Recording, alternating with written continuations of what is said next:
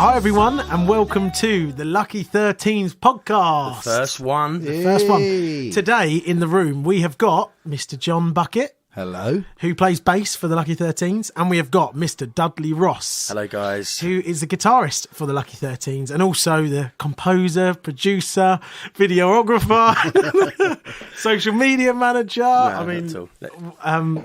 So anyway, we want to welcome you to the first podcast.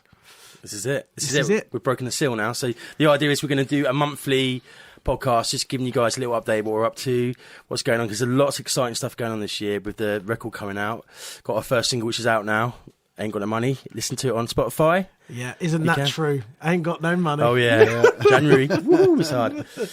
I mean, what we did today is to kind of run some questions by Jamie, just to kind of give you guys a little insight to the band and Jamie. And as weeks go on, if you guys got any questions or anything you want us to ask anyone in the band, then feel free to contact us via social media and we can add those into the next podcast. Yeah, I actually have a quick question that I want to ask you both, actually. Okay. What is the best gig you've ever done?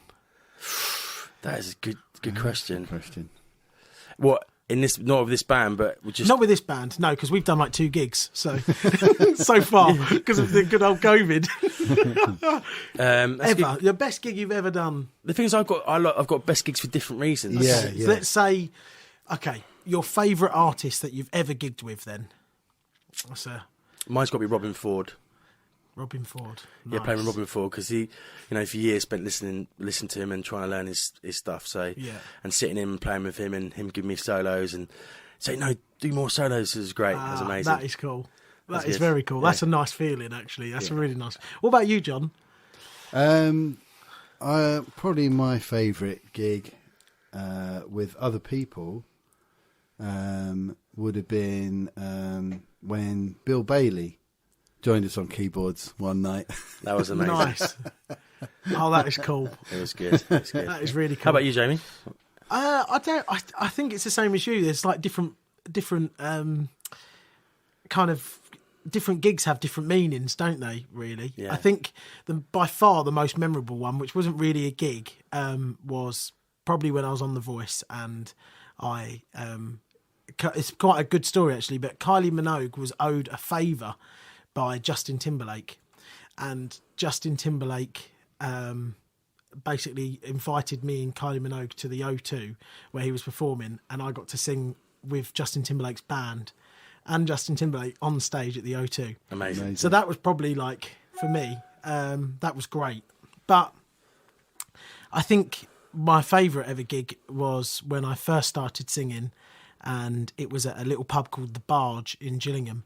And it was an open mic night, and the guy the landlord, his name was Tim, used to go around the pub and used to tell everyone to be quiet if an artist was singing. He'd go around and go, shh, shh, they're singing. Or shh.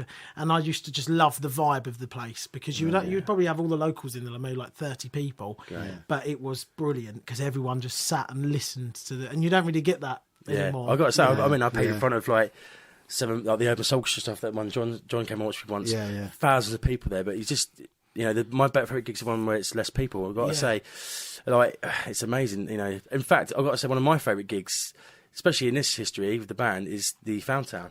That feeling of taking that project onto stage and going, and to all credit to the guys at Fountain, they put on a really good, they done it in a production was good, stage management was great, and it was our first show at a great festival. So we're lucky to be back again, aren't we? 100% back again this year. That's June time, isn't it? July? I think it's July. So I think it's the first Friday in July, the weekend. Be so good. It's a great. So if anyone has ever heard the band Coco and the Butterfields, great band, have been so supportive of us, the Lucky 13s, since we started. And like Dudley said, gave us that opportunity to sing at Fountain, perform.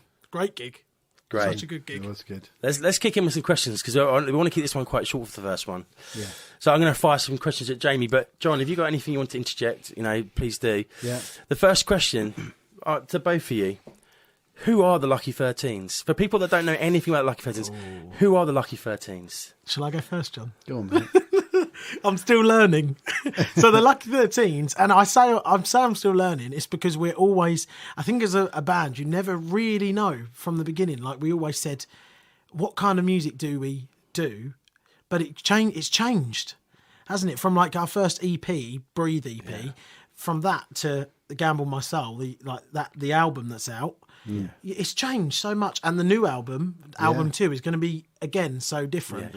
Yeah. So I think predominantly I'd say we're soul, but I think that's probably from the vocalist point of view. I feel like it's solely because I'm a big soul fan, so I always try to bring that side of it to it. But we are we range from a 5-piece, 7-piece up to.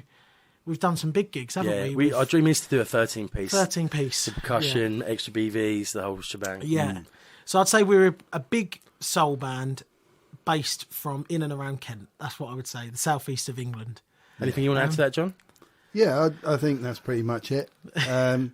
There are obviously we've put our own spin on it. I think. Yeah. I think really we've taken that sort of classic soul sound and added our own sort of personalities to it. Yeah. Which has created something unique. Yeah, I agree. I totally agree. I remember being in a rehearsal together once, and we were saying we come up with a song, and we were started to write or make this song, create this song, and I remember thinking to myself, "Oh, is this the Lucky 13s?" I remember saying, "Is this Lucky 13s?" And I think it was Dudley. You said, "Well, we haven't got to be anything in particular. You know, whatever we come up with is if it's us, it's us." Yeah. I suppose that's what Queen were very well known for, weren't they? Any band really. I think it's just finding your sound. Yeah, just making it your own. Yeah. But, It's worth mentioning. People don't know the Lucky 13s. We only play our own music. yeah, So we don't. We just focus on our own music. yeah, no covers. No covers. I mean, we have done a couple, but early The odd days. Christmas song. Yeah. Check on YouTube for that. If you've And not seen it random already. Cat Stevens covers. Yeah. But they're very different from the originals. Again, we put our own spin on those. Yeah, Again, if you've not checked that out, we got asked to do by Cat Stevens management if we could do a couple covers to celebrate a couple of his albums that are 50 years old. So that creaking is my chair. You can hear that. It's not my. it's not. It's not his knees. It's my knees.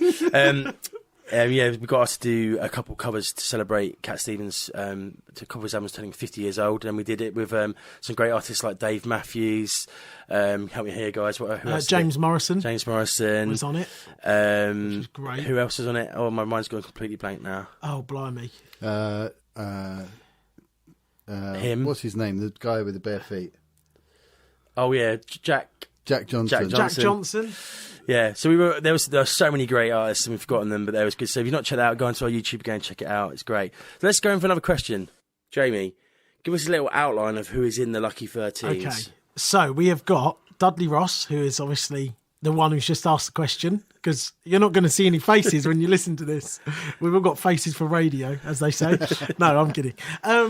So Dudley Ross is a guitarist, composer. He has won a blues award. That's correct, isn't it? It. And he's incredible. I mean, it's hard to. Oh, thanks, mate. Here's a bit of money here. No, but and then we've got John Bucket, who's also here. Yeah. He's on bass. Yeah. We have got Adam Hayes. No awards. No. As yet. Yeah, you wait. They're coming. They're coming, John. Yet. They're coming. You're like buses, mate. Adam Hayes, who is on drums. We've got Josh Roots, who is on keys. And that's the core, I would say, the core band. Yeah. You know, if we do a rehearsal, that's who turns up. And we write songs together, and that's who get the beginning of a song. And then for horns and brass, we've had a mix of people, really. We've had Mike West, he plays trumpet. He's done a lot of gigs for us on trumpet. Yeah, Mike's been really responsible for helping with the arrangements for horns and parts, great. Yeah. Really great. We've had Ian East play sax for us. We've had a few different brass players. For the album, we had a group called Triple Horns. Yeah. Paul Booth. Yeah, which is Paul Booth's project. And Trevor and Ryan. Yeah, great. Really great. So that's kind of the base of the band, really. But we had some incredible people sing and play on the album. So we had a lady called Tahila, who is a backing vocalist. Well, she's a vocalist, but on our album she did some BVs, and she was unbelievable. Like, Yeah. She's got one of my most favourite voices I've ever heard. And super slick in the studio. Super slick and really, really nice. Yeah. And for me, that is a really big thing, is we all get to work with some really incredible artists, don't we? And musicians, but sometimes they can be a bit, how do I say it, to difficult. Be radio friendly? Difficult. Yeah. A bit snooty, is that the right word? Yeah. Can be a bit kind of up the self. And sometimes, and they might be the most incredible musician you've ever heard, but they're snooty and you would just rather not work with them. So, We didn't have that problem, lucky though. we didn't. Everyone in the band. She will be on the next album. She's so good. Yeah, Amazing. she was so good. So, We also had Kojo, didn't we, from Mad Yellow. Mad Yellow are awesome. Check them out if you can. Really great. Loving what they're doing. Really worth checking out. So next question then. Yeah. Okay, I'm going to jump one. What is going on for Lucky 13s this year? So the Lucky 13s, something really, really exciting is happening, which I think is incredible, where we are releasing a new single every month for the rest of the year. And I think it's really important nowadays and the time that we live in to put new songs out and content out as much as we can. So for our first album, we are releasing a new song from that album every month for the rest of the year. So I would say that's the biggest thing we're doing as a band. So that's going to be really exciting. So lots of hard work for us to try and keep up with trying to do the videos and the songs and make sure everything's set to go. Just to let everyone know, we set ourselves, well, basically every single is going to have a video. So we've got a massive task on our hands. We're actually trying to catch up. Really, we should be kind of way in front, but what we've done is we've only shot two videos now. And so basically, as we finish shooting one video, we go into edit and then shooting in the second one as we edit the one before it. So it's going to be an intense year, to say the least. Some of the videos are going to be a bit easier. Some are kind of story based. Some are going to be just a performance video, so it'll be a bit easier, definitely. But we've got some really interesting things lined up, and some of them are going to have kind of a bit of fun element. Some are going to be a serious element. The third single is "Gum on My Soul," which is a lot more kind of very serious as a ballad, and it's we're really excited about filming that. Actually, you've kind of brought me onto a question that I want to ask John. Right, John, what would you say is your favourite track, or the one that really hits you the most on the album, or the one that you're really looking forward for people to hear the most? I think the one that hits me the most is 1998. Really? Yeah. Yeah. There's been a couple of times we've played that live, and it's just been enormous and emotional. It's a big song, isn't it? It's a huge song. It's a huge song. It's not like maybe the first one people would gravitate towards, but for me, it's the most powerful. Yeah. There's so much emotion in it, and I think the way everyone plays on it, well, that applies to all the songs. It's a great album, but yeah, there's something about that song that really gets me. I agree. I do agree. I'm fascinated to see what we can come up with for that one for the video. For the video, that's going to be it's going to be a challenge because it's an epic track. It's tough. But I think that's I love them all, but that's probably the one. What about you, Dad? What do you? That's a good question. Again, I like certain songs for different reasons. Oh God, that's a good question. Oh man, I think "Gam on My Soul" is definitely up there for one song I just think that really does resonate, like when you listen to it. But there's some good, a lot of the songs have, it's a good mixture of fun and a mixture of real kind of heartfelt stuff. Obviously, 1998, you guys won't know, is about Jamie's dad passing away and about the time. So, that is going to get you. Yeah. It's going to get, if you know about the song and you listen to the lyrics, it will, if you don't feel that, then you're not human, basically. Yeah. And that, there's elements of that. But the whole, I think everyone plays the album very sincerely, as in, like, it's done, from the right place. Everyone's playing music and it's played, the songs are played like songs rather than just kind of laying down parts and singing lyrics, I think the bit that always surprises me so much with the album, when I listen back to it, I think we recorded this in Dudley's studio at home. And I'm like, you would never think that when you listen to the album. There's nothing that differentiates it from these albums that have 40, 50 grand spent on the recording. Yeah, it does sound, don't get me wrong. Obviously, we did. We had a budget from the label, and we got to spend some good money recording it. But we still recorded it at home. And it's basically, if you can picture, because obviously you can't see anything, it's a log cabin in my garden, which is kitted out. And I mean, if you follow us on Instagram, there'd be plenty of pictures from the cabin. But it's a great space. We were lucky to have it mixed by the excellent Ryan Lippman in LA.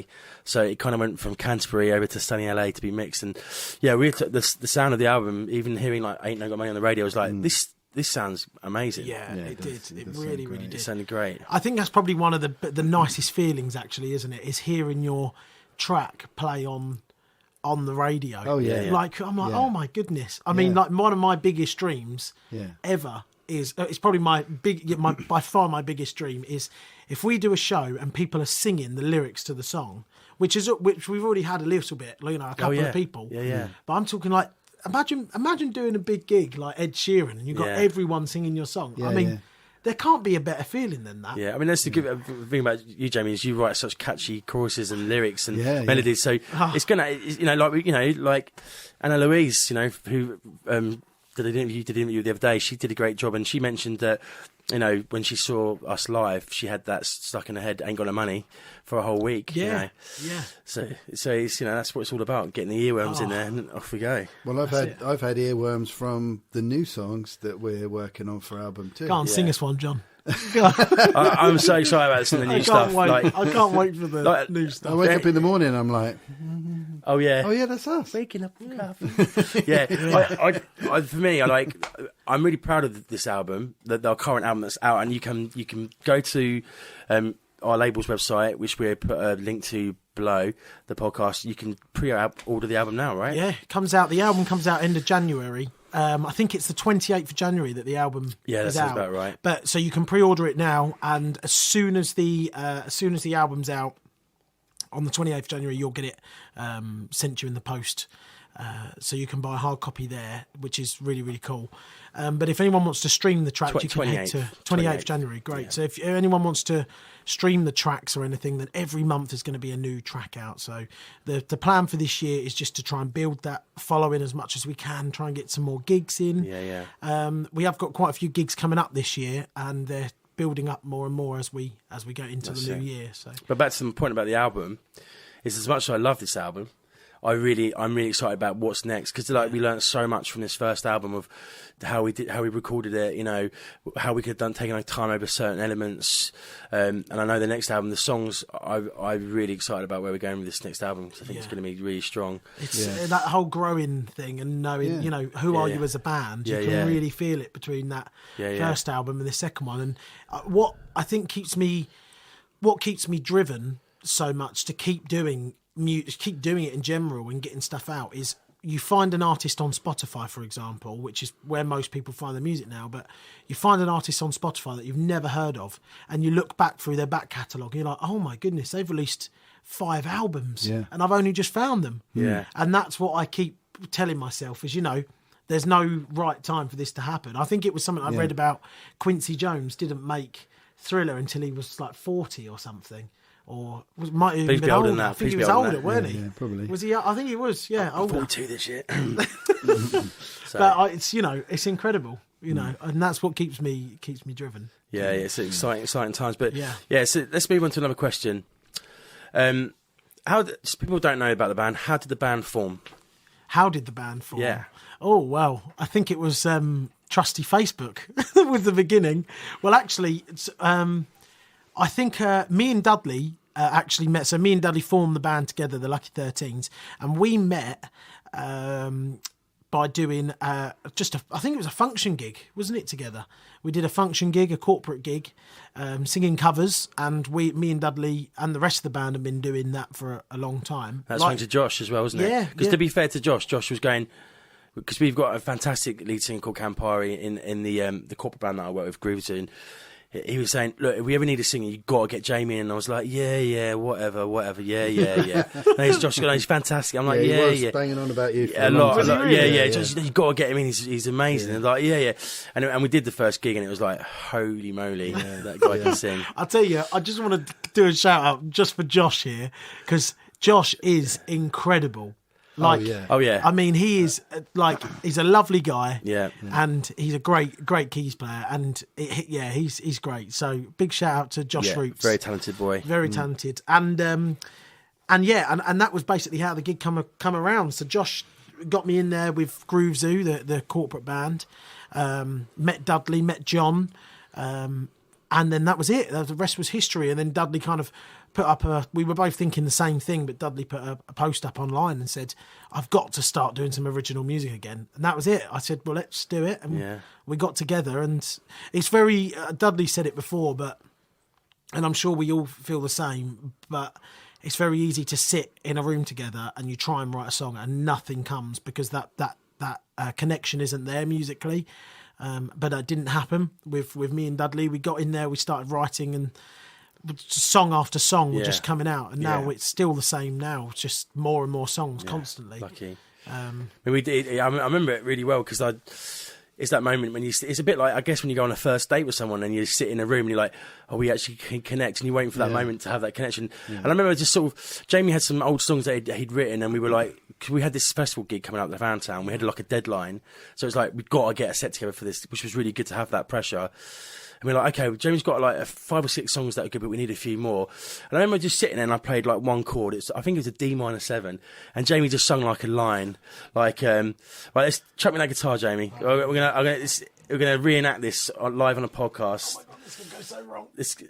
Right, okay, here we go. So I'm gonna play a chord, and Jamie just ad-libbed something. So Jamie, I'm putting you on the spot here. Okay. So I just went...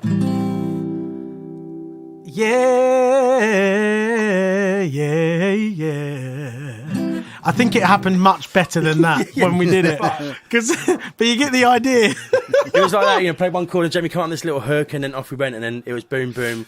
We wrote the EP really quickly, which we recorded at Rimshot. Which was 2019. It would have been, 2019, It was November 2019, And then, that was it. That's how it kind of all started, wasn't it? From there, yeah, it's great. And obviously, I knew John from Groove Zoo and Josh from Groove Zoo, and they're friends as well as great musicians. So we just all came together and went from there, really. Yeah, and that was it. Rest was history. Now it's time to keep. I wouldn't say we've had the easiest of starts as a band. No, no.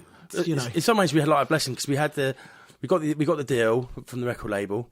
And then because it was lockdown, we had so much time to dedicate to the album, which we've proven in this last year that we might not have got there, because to get together now is proving quite difficult. Especially as we're doing like videos every month, and but it was tough because we just got, there was a little bit of a buzz around the band, and then we just basically got stopped in our tracks. So it's kind of like, for me, it's trying to remember that we got to keep motivated and just push forward, because it is, for being a musician now, it's one of the toughest times in history, because there's so much uncertainty, so scary. But we're gonna keep pushing through and just keep doing the music for the right reasons. That's an important thing. Keep building it. Right, I think for the first podcast, that was cool. That would do, wouldn't it? That was fun. Should we sign it off then? Yeah, John, do you want to add anything before we go? No, I'm just a bass player, man. I just sit at the back, keeping quiet. It's the most important part. Making a rumbling noise. I'll tell you what, we did this gig at the Tuesday Night Music Club in Coulsdon, and great gig. And actually, we're back there again this year. And if anyone wants to see any of the dates we have got gigs, if you head to thelucky13s.com, and on there you'll see all of our upcoming dates. But we did this gig and everyone did solos at the end, and John was in like a world of his own when he went into this bass solo, and I was like, oh, I nearly collapsed. And then I was like, how am I ever going to hear this again? Little did I know that they had filmed the whole thing, so I get to hear it all the time now. So I get to hear this bass solo from John as much as I like for the rest of my life. Thanks, mate. Which is very cool. No, but it's a joy to play in the band. It's the chemistry that you guys had initially seems to have spread to like everybody now, and we all when we're writing it, just, I mean, we have to stop ourselves from writing songs when we've got to rehearse the ones we've already got. Because it's so easy for someone, any of us could start playing something and you'll start singing along, and the next thing we've got another song on the way.